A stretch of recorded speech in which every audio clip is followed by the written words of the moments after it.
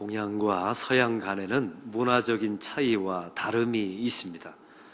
예를 들면 여기 어항이 있다고 합시다. 어항을 동양 사람과 서양 사람에게 각각 보여주고 무엇을 보았냐고 이제 질문을 하게 된 것입니다. 이때 동양 사람들은 거기 수족관에 이끼가 껴 있던데요. 그리고 물 색깔은 탁했습니다. 이렇게 흐름을 이야기하더라 합니다. 근데 서양 사람들에게 똑같은 어항을 보여주고 무엇을 보았냐고 했더니 물고기가 2마리 있습니다 라고 어떤 사물을 이야기하더라는 것이죠. 여러분에게 묻습니다. 이 두 사람의 의견이 누군가가 틀린 겁니까? 다른 것입니까? 다른 것입니다. 양방과 한방의 차이도 있습니다. 양방은 어느 부분에 상처가 나고 골무면 도려내고 잘라내고 그 부위를 치유하죠. 그러나 한방은 그 질병의 뿌리가 무엇인가, 원인이 무엇인가에 관심을 많이 가지고 있습니다. 이것 또한 어느 한 의학이 틀린 것이 아니라 서로 너무나 다르다는 사실이죠. 당구도 마찬가지입니다. 이 서양 사람들은 포켓포를 주로 칩니다. 그러니까 구멍에다 집어넣어서 목적지향적으로 이제 우리가 당구를 치게 되지만 우리 동양 사람들은 사구를 칩니다. 4개의 공을 가지고 서로 연결하고 관계를 맺는 그런 당구를 치게 되죠. 서로 틀린 것이 아니라 다르다는 사실입니다. 어떤 사실을 결정할 때도 마찬가지입니다. 우리 서양 사람들은 동전을 뚝 튕겨서 앞면과 뒷면을 통해서 결정하죠. 동양 사람들은 가위바위보를 합니다. 이 가위바위보에는 놀라운 특성이 있어요.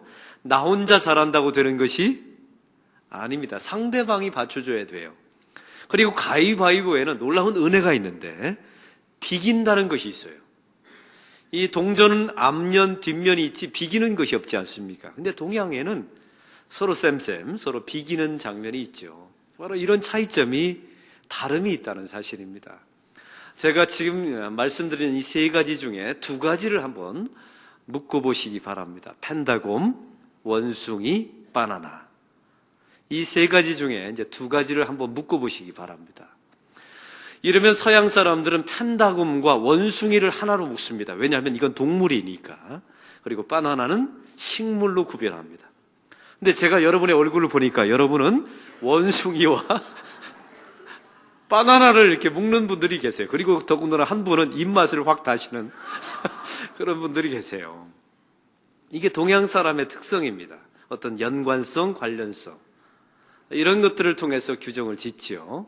여러분, 이 중에 누가 틀렸다고 말할 수 있습니까? 아닙니다. 다를 뿐입니다. 문화적인 차이가 있다는 말이지요. 오늘 이와 같은 문제를 다룬 교회가 제1차 세계 종교 대회가 열렸습니다. 이 대회는 예루살렘 교회 안에서 이루어지게 됩니다. 이 예루살렘 교회 안에서 다루어진 세계 종교 기독교 교회 1차 대회의 논제는 이렇습니다. 예수 믿는 이방 사람들에게 할례를 하게 해야 되느냐, 하지 않아도 되느냐? 할례를 받아야만 구원 얻을 수 있는 것이냐, 그러지 않아도 구원받을 수 있는 것이냐? 또 예수를 믿어도 모세율법을 지켜야 되는 것이냐, 안 지켜도 되는 것이냐? 바로 이것이 세계 기독교 교회가 첫 번째로 회의를 열었을 때 다룬 논제였습니다. 사랑하는 성도 여러분, 기독교로 개종한 유대인들에게는 아무 문제가 없습니다. 왜요? 지금 저들은 할례를 했으니까요. 그리고 누구보다도 모세율법을 열심히 지키고 있으니까 자기들에게는 아무런 문제가 없었습니다. 그러나 이방 사람들, 기독교로 개종한 이방 사람들에게 문제가 있는 겁니다. 왜요? 저들은 아직 할례를 받지 않았거든요. 그리고 율법을 지킨 바가 없기 때문입니다. 그래서 이 문제를 심도 깊게 다루게 되는 것입니다. 도대체 이 의제와 문제가 왜 중요한 문제가 되었을까요? 바로 제1차 세계교회 회의가 결정한 내용이 앞으로 기독교의 운명을 판가름 지었기 때문입니다. 예를 들면 기독교가 만약에 1차 종교 회의를 통해서 이런 결정을 했다고 합시다. 예수 믿는 모든 사람들은 무조건 다 할례를 해야 합니다 라고 결정을 했다고 합시다. 그러면 어떤 일이 벌어지냐면 기독교는 유대교의 한 분파가 돼버리고 마는 겁니다. 그리고 세계 종교가 되지 않는단 말이죠. 만약에 이랬다고 합시다. 할례는 이거는 문화적인 문제입니다. 해도 되고 안 해도 됩니다. 이렇게 말했다면 오직 주 예수의 은혜로 구원받을 뿐입니다. 라고 이 종교회의가 결정했다면 그제서야 기독교는 유대교의 한 종파가 아니라 세계 종교가 되는 것입니다. 열방을 모든 민족을 다 품어낼 수 있는 그런 그릇이 넉넉한 교회가 된다는 사실이죠. 그러니 얼마나 중요한 논제이며 의제였겠습니까? 또한 이 종교회의를 통해서 가장 중요한 것이 결정됩니다. 이 할례가 유대인의 문화냐? 문화이면 해도 되고 안 해도 된다. 그러나 이 할례가 만약 진리이면 반드시 해야 된다. 이런 결정을 내리게 된 것이죠. 사랑하는 성도 여러분, 그러면 이 만일 제1차 세계 종교회의에서 예수 믿는 모든 사람들이 할례를 다 해야 합니다라고 말했다면 어떤 결과가 나왔을까요? 아까 말씀드렸죠. 기독교 교회는 이제 유대인의 한 종파가 되었고요. 두 번째는 할례가 구원의 절대적인 조건이 되었을 겁니다. 세 번째는 예수님께서 이 땅에 오실 필요가 없어집니다. 그리고 아마 우리가 다음 주에 드려질 성탄 예배는 지구상에 존재하지 않았을 것입니다. 바로 이토록 가장 중요한 결정을 내리는 이 교회 회의니 이게 얼마나 중요한 순간이었겠습니까? 그러면 제1차 세계 종교 교회 회의를 통해서 결정한 내용은 이렇습니다. 제가 결론부터 말씀드립니다. 첫째, 주 예수의 은혜로 구원받는다는 것을 확증합니다. 할렐루야. 할례나 율법을 통하여 우리 신앙적인 어떤 행위를 통하여 구원받는 것이 아니다라고 단호하게 결정합니다. 그리고 두 번째, 유대인 너희들도 매지 못하는 멍에를 어떻게 이방 사람들에게 매게 하느냐? 앞으로 멍에를 매게 하지 말라라고 말합니다. 유대 사람들이 얼마나 율법을 열심히 지켰습니까? 그런데 율법을 다 지켰나요? 지키지 못했습니다. 지키지 못했을 때 드렸던 제사법을 성경의 구약에 나와 있지 않습니까? 하나님께서도 이미 아셨던 거예요. 율법을 지키라고 말씀하셨지만 다 지킬 수 없음을 아셨던 것이죠. 그래서 우리는요, 우리 자신도 유대인도 매지 못했던 멍에를 이방 사람들에게 매지 말라라고 결정하게 됩니다. 그리고 세 번째, 할례는 진리가 아니라 유대인의 문화일 뿐이다. 이것을 결정하게 됩니다. 해도 되고 안 해도 된다는 것을 이 예루살렘 제1차 교회 회의가 결정하게 됩니다. 이 결정으로 기독교는 이제 유대교 중에 분파가 되지 않았고 세계 종교가 되었으며 열방을 품어내는 그물을 넓게 치는 온 민족과 열방을 다 품어내는 넉넉한 교회가 되었던 것입니다. 그런데 이 교회가 이 1차 회의를 통해서 그물을 넓게 편 이 과정을 한번 보시기 바랍니다. 이와 같은 결정에 결정적인 기여를 했던 두 사람이 있습니다. 두 사람의 이름은 하나는 베드로고 두 번째는 야고보였습니다. 우리가 알다시피 베드로는 누구입니까? 예수님의 수석 제자입니다. 사도 중에 으뜸이었습니다. 이 베드로가 이방인 백부장 고넬료 사건을 통해서 이런 설교를, 이런 말을 1차 회의에서 하게 됩니다. 이방 사람들에게 성령이 임했습니다. 내가 보았습니다. 하나님께서 믿음으로 그들의 마음을 깨끗하게 하셨습니다. 하나님께서는 이방인을 차별하지 않으셨습니다. 그리고 주 예수의 은혜로 구원받는 것입니다. 그리고 이방 사람들에게 할례를 강요해서는 안 됩니다. 이걸 베드로가 이야기했어요. 그러니 이게 얼마나 영향력이 있었겠습니까? 사도 중에 사도요, 가장 으뜸이었던 사도였던 베드로가 이 공의회에서 1차 회의에서 이 말을 했기 때문에 이 일이 결정된 거예요. 두 번째 사람은 야고보입니다. 야고보는 예수님의 동생이었죠. 별명이 낙타 무릎이었어요. 얼마나 기도를 많이 했든지 무릎이 낙타처럼 돼버린 겁니다. 기도의 사람, 영성의 사람이었지요. 예수님과 함께 육신의 동생으로서 30년 동안 지켜보았던 사람이에요. 이 사람이 바로 야고보서를 지은 사람입니다. 중요한 것은 지금 현직 예루살렘 교회 담임 목사였어요. 이 야고보가 이런 말을 합니다. 그 회의에서 신명기 7장의 말씀을 인용하죠. 이방 사람들이 예수를 믿는 것은 당연합니다. 구약에 예언되었기 때문입니다 라고 말하면서 신명기 7장을 읽어요. 이방 사람들이 하나님께 돌아오는 사람들을 우리는 괴롭게 해서는 안 됩니다. 믿음과 은혜로 구원받는 것이지 행위로 구원받는 것이 아닙니다. 이 이야기를 야고보가 담임 목사가 하는 겁니다. 이러니 그 회의에 얼마나 큰 영향력을 끼쳤겠습니까? 그런데 한번 생각해 보세요. 이 이야기를 만약 베드로와 야고보가 하지 않고 바울이 했다면 이 회의는 이런 결정을 하지 않았다는 사실입니다. 왜냐하면 바울은 그 당시에 영향력이 없었어요. 바울은 이방인 선교를 위해서 부름받은 선교사에 불과합니다. 담임 목사도 아닙니다. 오늘 성경이처럼 첫 번째 사도도 아닙니다. 이런 사람이 이야기했다면 이 회의의 결정은 분명히 달라졌을 것입니다. 사랑하는 성도 여러분, 그러면 이 베드로와 야고보가 지금 우리 안락교회로 치면 누구일까요? 여러분, 이런 사람들은 정통 유대인이었습니다. 이 두 사람의 공통점은 이미 할례를 했죠. 아쉬울 것이 없는 사람입니다. 그리고 할례를 하라고 말해도 아무런 지장이 없어요. 왜요? 자기 자신은 이미 할례를 한 기득권층이었거든요. 근데 이들 자신들이 자기 자신의 모든 편견과 생각과 관습과 기득권을 다 내려놓습니다. 그리고 양보하고 희생합니다. 이래서 이 기독교 제1차 교회 대회가 이 놀라운 결정을 하게 된 것입니다. 이들의 양보를 통해서 교회가 유대교의 종파로 전락되지 않고 세계 종교가 된 줄로 믿습니다. 사랑하는 성도 여러분, 바로 이들로 인하여 초대교회는 그물을 넓게 친 교회가 된 것이죠. 세계 종교가 된 것입니다. 우리 안락교회 안에도 이 베드로와 야고보 같은 사람들이 있어요. 누구냐면 우리 안락교회 오래 다닌 분들, 그리고 항종짓들, 우리 담임 목사, 우리 장로님, 권사님들, 안수 집사님들, 바로 이런 분들이 야고보와 베드로 같은 분들입니다. 하나님의 교회가 그물을 넓게 치려면 어떻게 해야 합니까? 바로 이런 분들이 자기의 기득권을 내려놓아야 합니다.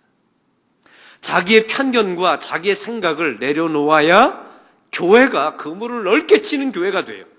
유대인의 한 종파로 전락되어지는 그런 왜소한 교회가 아니라 세계 종교, 열방과 민족을 품어내는 그런 위대한 하나님의 교회가 그제서야 되는 줄로 믿습니다. 기득권층이 자기의 이해를 내려놓을 때, 자기의 관습과 자기의 생각과 자기의 이익을 내려놓을 때 바로 그런 교회가 된다는 사실입니다. 이것을 잊지 마시기 바랍니다. 근데 오늘 성경에 보십시오. 또한 두 번째, 이 판결이, 이 결정이 내려지는 그물을 넓게 치는 교회가 되는 과정을 보십시오. 무엇이 진리이고 무엇이 문화인지가 분명하게 구분되었습니다. 사랑하는 성도 여러분, 진리가 무엇입니까? 주 예수의 은혜로 구원받는 것이다. 이게 바로 진리입니다. 여기에는 그 어느 것도 끼어들 수 없습니다. 양보할 수 없습니다. 타협할 수 없습니다. 왜? 이것이 진리이니까요. 여러분, 진리는 다음과 같은 특성이 있어요. 타 종교가 말하는 것은 진리가 아닙니다. 우리 착하게 살아야 합니다. 양보하며 살아야 합니다. 우리가 누군가를 베풀며 살아야 합니다. 이 말은 불자들도 이야기합니까? 안 합니까? 다 이야기합니다. 그것은 진리가 아닙니다. 그럼 진리가 되려면 타 종교가 말하지 않는 것, 주 예수의 은혜로 구원받는 것, 바로 이것이 유일한 진리입니다. 사람에 따라 바뀌는 것은 진리가 아니죠. 또한 시대에 따라 바뀌는 것은 진리가 아닙니다. 진리는 죽을 때 말할 수 있는 것이 진리입니다. 만약에 우리 집사님 한 분이, 남자 집사님이 돌아가시고 있어요. 제가 찾아가서 이런 질문을 했다고 합시다. 집사님, 할례는 하셨나요? 여러분, 엄청 웃긴 일이죠. 보십시오. 죽을 때 말할 수 없는 것은 진리가 아닙니다. 문화일 뿐이죠. 그것은 그들의 관습일 뿐입니다. 바로 이런 분명한 죽을 때 말할 수 있는 것, 유일합니다. 권사님, 집사님, 예수님을 나의 구주, 나의 하나님으로 영접하셨습니까? 바로 그것이 진리입니다. 그럼 문화가 무엇입니까? 구원의 조건은 아니죠. 그때그때 달라요. 상황에 따라, 문화에 따라, 시간에 따라, 사람에 따라 바뀌는 것이 바로 문화입니다. 서로 다를 뿐이죠. 얼마든지 문화는 양보할 수가 있습니다. 그 문화를 양보하는 교회가 그물을 넓게 치는 교회예요. 그 대신 진리는 타협해서는 안 됩니다. 오늘 성경의 베드로와 야고보를 보십시오. 유대인들에게 말합니다. 저 이방 사람들을 괴롭게 하지 말라. 멍해. 너희들도 매지 못하면서 왜 매게 하느냐? 이렇게 말합니다. 그리고 이방 사람들에게는 이렇게 말합니다. 20절을 볼까요? 다만 우상의 더러운 것과 음행과 목매어 죽인 것과 피를 멀리하라. 너 이방 사람들도 세 가지 정도는 유대인의 문화를 지켜줘야 된다라고 부탁합니다. 왜요? 이게 바로 이 우상숭배와 관련이 있기 때문에 그렇습니다. 유대인의 문화와 관습도 인정하고 있다는 사실이죠. 사랑하는 성도 여러분, 성도와 교회가 유대교의 한 종파로 끝나지 않고 세계 종교, 그물을 넓게 치는 인생과 교회가 되려면 무엇이 문화인지, 무엇이 진리인지를 분명하게 구분하셔야 합니다. 한국 교회사에 보면 아주 재미난 논쟁이 있어요.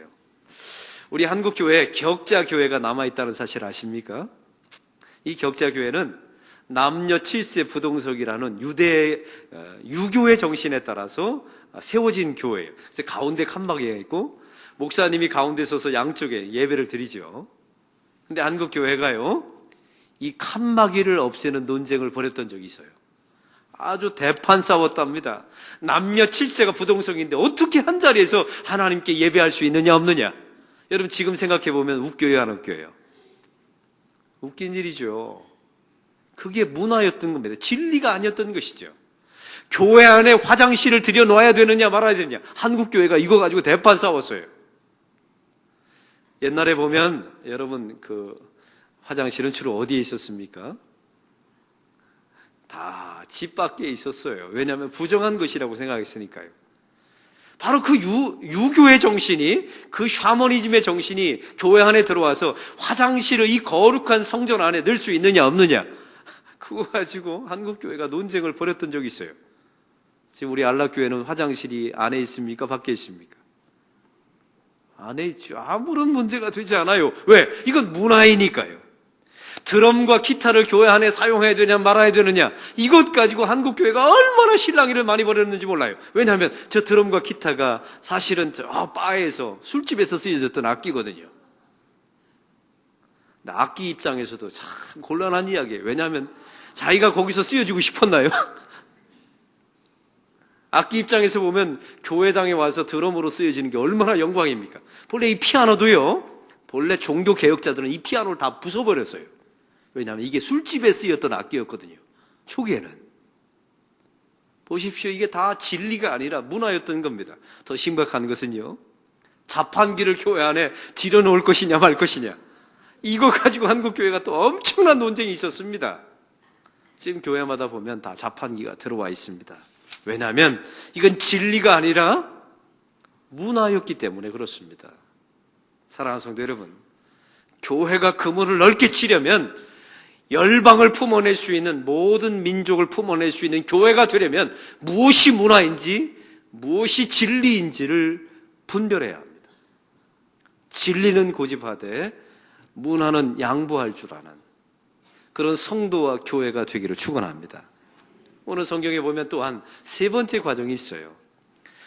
야고보와 베드로가 말할 때 최소한의 규정을 스스로 하도록 말합니다. 여러분 수백 가지의 율법이 있지 않습니까? 그 중에 세 가지만 지키라고 말합니다. 우상 제물을 먹지 마세요. 음행하지 마세요. 목매어 죽인 짐승은 먹지 마세요. 왜 이 말을 했을까요? 이게 다 우상 숭배, 그 당시에 신전에서 드려졌던 그 이방 제사와 유사했기 때문에 그렇습니다. 여러분 오늘 성경을 보십시오. 유대인의 규정은 최대 규정에서 다 지켜라, 지켜야만 된다, 지키면 구원받는다, 최대 규정을 말했지요. 그런데 오늘 야고보는 뭐라고 말합니까? 세 가지만 지키라고. 그 수백 가지의 조항 중에서 세 가지만 지키면 구원받는다가 아니라 너에게 유익된다라고 말합니다. 여러분 이 표현을 어떤 분은 성경에 이렇게 써놨더라고요. 이렇게 번역할 때. 이 세 가지 옷을 입어야만 예수 믿는 당신에게 어울립니다라고 쓰여져 있었어요. 우리에게 유익이 된다는 말입니다. 사랑하는 성도 여러분, 초대교회는 그물을 넓게 쳤습니다. 교회 문턱을 낮췄지요. 수백 가지 율법 중에서 세 가지만 지키라고 말했습니다. 최소한의 규정이었죠.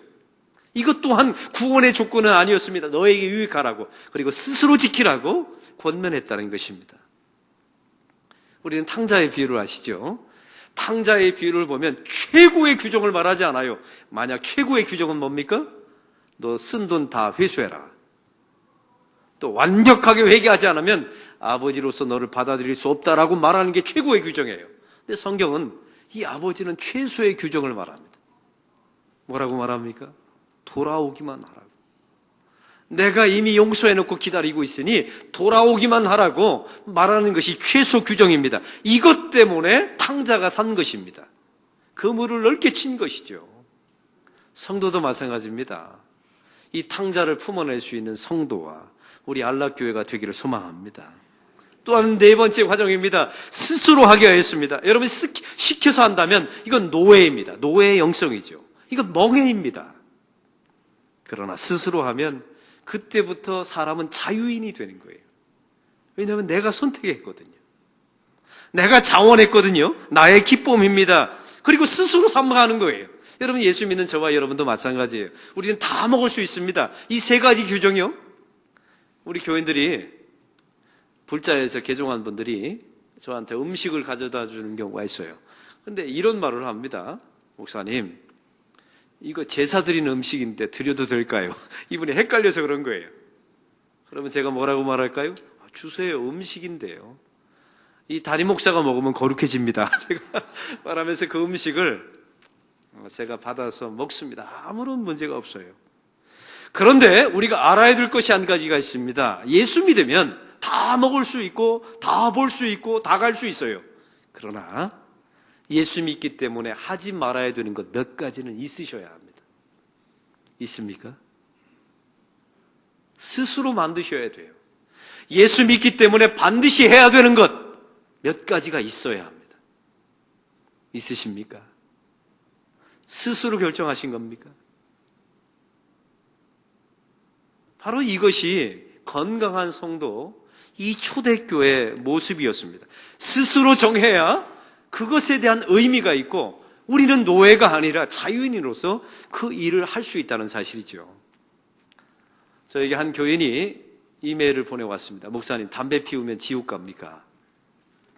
제가 담배를 보냈습니다. 집사님, 요즘 담배 피우시죠? 그걸 어떻게 하셨어요, 목사님? 그러더라고요. 참 순진하세요. 근데 만약에 제가 이랬다고 합시다. 제가 그 메일을 받고 얼마나 고민되면 집사님이 그런 메일을 보내셨을까요? 근데 여러분 그거 아십니까? 담배와 술을 금하는 기독교는 한국밖에 없습니다. 독일의 목사님들은 제가 회의를 하는데 담배부터 피우세요. 얼마나 은혜가 안 되는지. 목사님이 회의하는데 담배부터, 그것도 개신교회 목사님들이에요. 만찬을 갔는데 다 술 파티를 하는 거예요. 이 포도주를 다 따라놓고.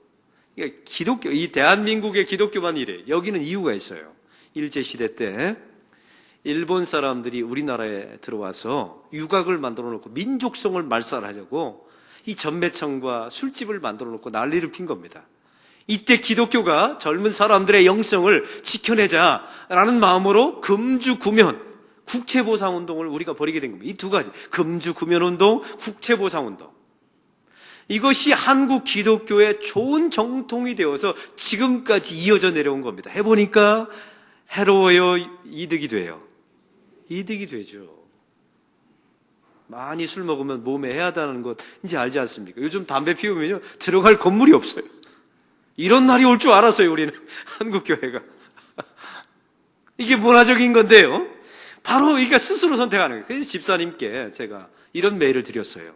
예수님이시라면 어떻게 대답하셨을까? 근데 기가 막힌 생각이 떠올랐어요.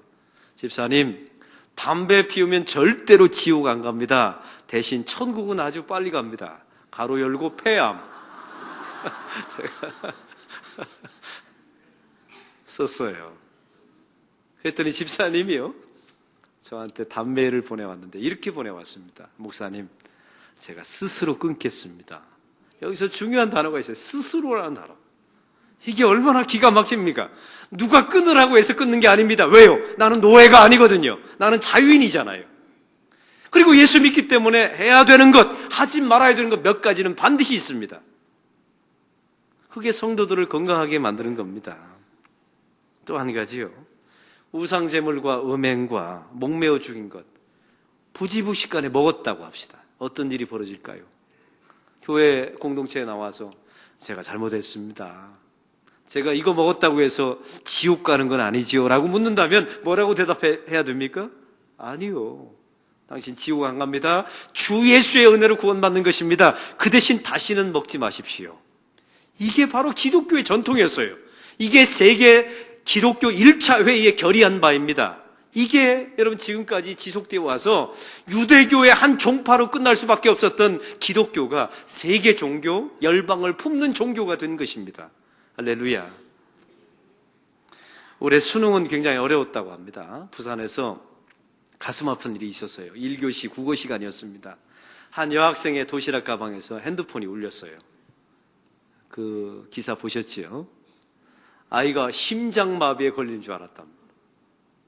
근데 나중에 사연 알고 보니까 엄마가 도시락을 싸주는데 습관적으로 넣는데 그 도시락통에다가 습관적으로 자기도 모르게 딸의 핸드폰을 꺼내놓은 걸, 딸은 안 가져가겠다고 꺼내놨는데 엄마가 집어넣은 거예요. 그게 1교시에 딸은 울려버린 겁니다. 그 아이는 그 자리에서 퇴실당했어요. 여러분, 그 어머니, 그 퇴실당해서 집에 온 그 딸을 바라보는 그 어머니의 심정은 어땠을까요? 아주 기가 막힐 일이죠. 그런데 이 딸 아이가 집에 돌아와서 다른 날 수험생 커뮤니티에 이런 글을 올렸습니다. 제가 적어왔어요. 저는 오늘 부정행위로 걸린 재수생입니다. 그냥 재수생이었나 봐요. 엄마가 도시락 가방 주시기에 그대로 받아 넣었는데 엄마 탓을 하진 않아요. 저랑 같은 시험실에서 함께 시험 보신 분들에게 정말 죄송하다고 말씀드리고 싶어요. 이 글을 썼어요. 대단한 아이죠, 이 아이가. 근데 이 글을 누가 보았냐면 교육부 관계자가 보았습니다. 그리고 회의를 다시 열었답니다. 본래 규정상 핸드폰이 울리면 퇴실과 2년 동안 시험을 못 보게 되어 있어요. 근데 결정을 내리기를 내년에 보는 것을 허락하게 해주자라는 결정을 내렸답니다. 보십시오. 세상 안에도 은혜라는 게 있어요. 내가 잘못했다는 것을 고백하고, 만약 이 아이가 이랬다고 합시다. 이거는 억울한 법입니다. 다시는 이런 법령은 없애야 합니다. 우리 엄마가 지옥 갈 사람입니다. 이렇게 말했다면 교육부 회의가 열렸을까요? 열리지 않았지요. 내가 잘못했습니다.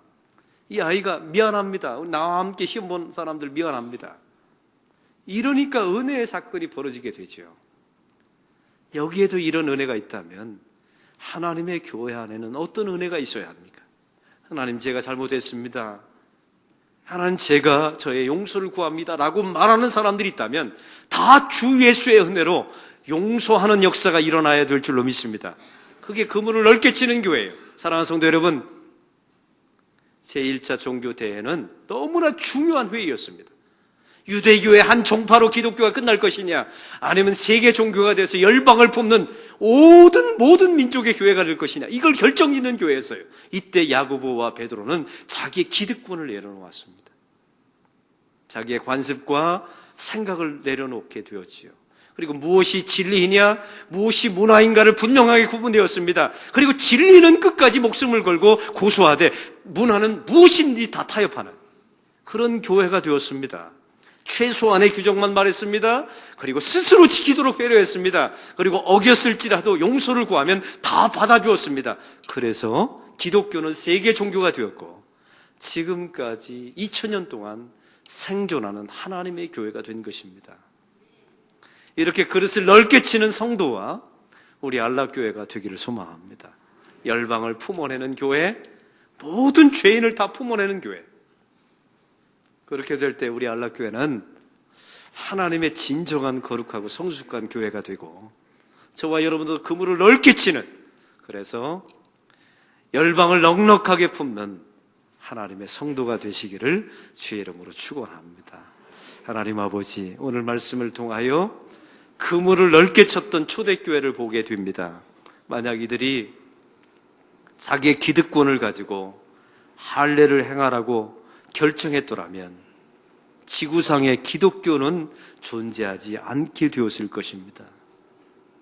그리고 예수님께서 이 땅에 오신 것은 잘못된 것이라고 말하는 종교가 되었을 것입니다. 이 중요한 결정을 바르게 내렸습니다. 하나님, 저희 안락교회와 성도들도 이와 같이 그물을 넓게 치는 교회가 되게 하여 주시옵소서. 어떤 사람, 어떤 종족, 어떤 민족도 다 품어내는 하나님의 위대한 교회가 되게 하옵소서.